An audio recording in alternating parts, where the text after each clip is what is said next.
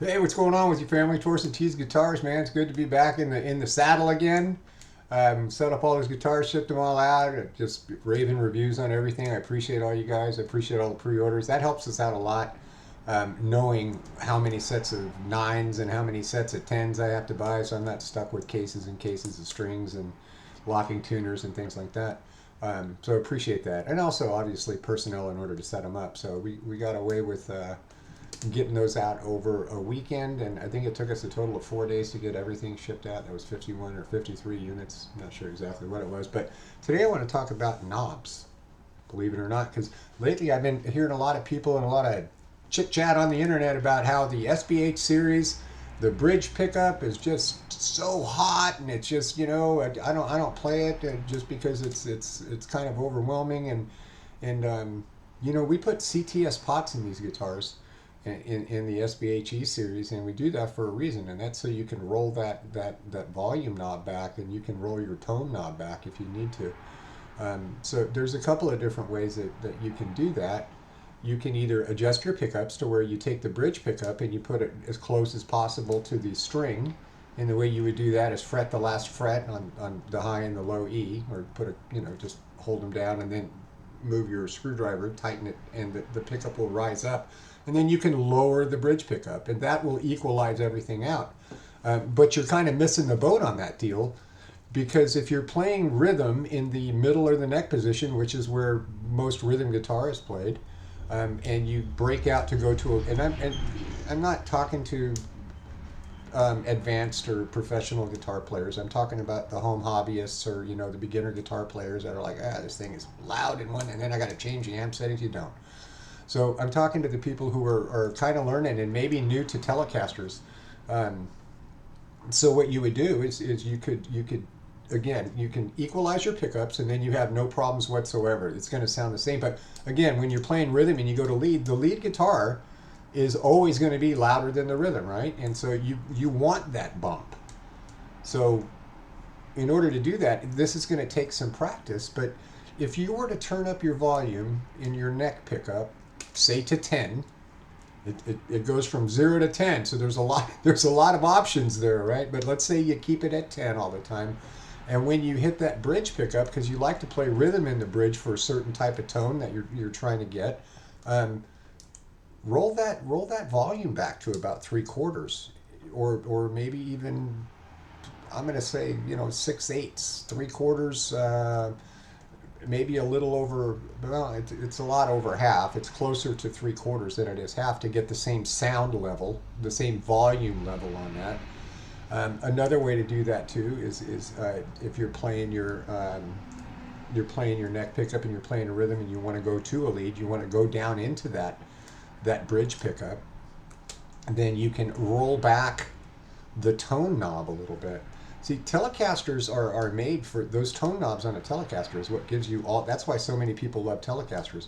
The versatility of using the tone knob and the volume knob on your guitar is huge on a Telecaster. And if you're a home hobbyist or a beginner player, and you're maybe an intermediate player, but you've never messed around with tellies before, that's something that you want to start practicing. You want to start fiddling around with your guitars. It's full of different tones. I'm not going to sit here and I'm not set up to do the live stuff and all that other crap. But I'm telling you, man, you play your guitar and you start rolling back that tone knob in the bridge, in the neck, and whatever it is that you like to do. I guarantee you're going to find a whole new plethora of tones that you're like, wow, I didn't know that this guitar had that. And it definitely does.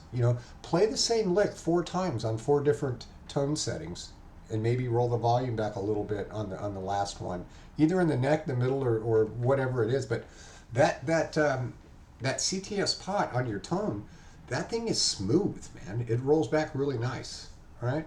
And while we're talking about knobs, we're going to talk about Stratocaster knobs. I went out to dinner, I don't know, 2 or 3 months ago, and I was sitting there eating, and I didn't recognize it, but one of our customers, a local customer here, he was playing. He wasn't playing one of our guitars. He was playing his Stratocaster, and he looked down and he goes, "Hey, what's going on, man?" He goes, "Why don't you come up here and play a song?" So I went up there and I played a song. And I didn't have any ear monitors or anything like that, and they had a keyboard player and a drummer and a singer. And about halfway through the song, he's like this. He's like, "Hey, can't hear you," you know. And that's because when I was strumming that knob, the volume knob on my Stratocaster, I turned it off, basically, and I'm just sitting there playing an electric guitar with no sound coming out of it whatsoever. I don't have that problem on my guitars because this is just something that I've done for.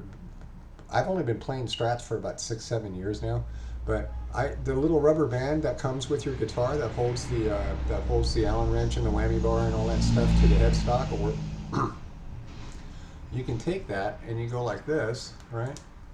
And you roll it 3 times and you just put it over the volume knob and you put it under there, and that creates actually quite a bit of resistance. Not a whole lot to where it'll break the rubber band if you use your volume knob a lot, right? If you don't just leave it on the 10 position or the 8 position, you use it a lot, it'll still probably last you like 3 months, and it's just a little rubber band. So that's just a little trick. So don't be intimidated by the volume jump in the guitar. Like I said, if you want in the SBH, if you want to equalize that out, mess around with the pickup height, okay? But if you really want to learn about what that guitar is really all about, start messing with the tone knobs while you're playing. You're going to find that that's the most enjoyable. You'll get the most enjoyment out of that guitar, and you'll get the most versatility out of that guitar by rolling back that tone knob, messing with the volume knob while you're playing different things. It's a lot of fun, and it takes some practice. It's not I know the first time you're going to be like, oh man, I can't switch and move a knob, and then I remember this where this goes. You'll learn it just like everything else. Like you never thought you could learn how to play 3 chords in a row.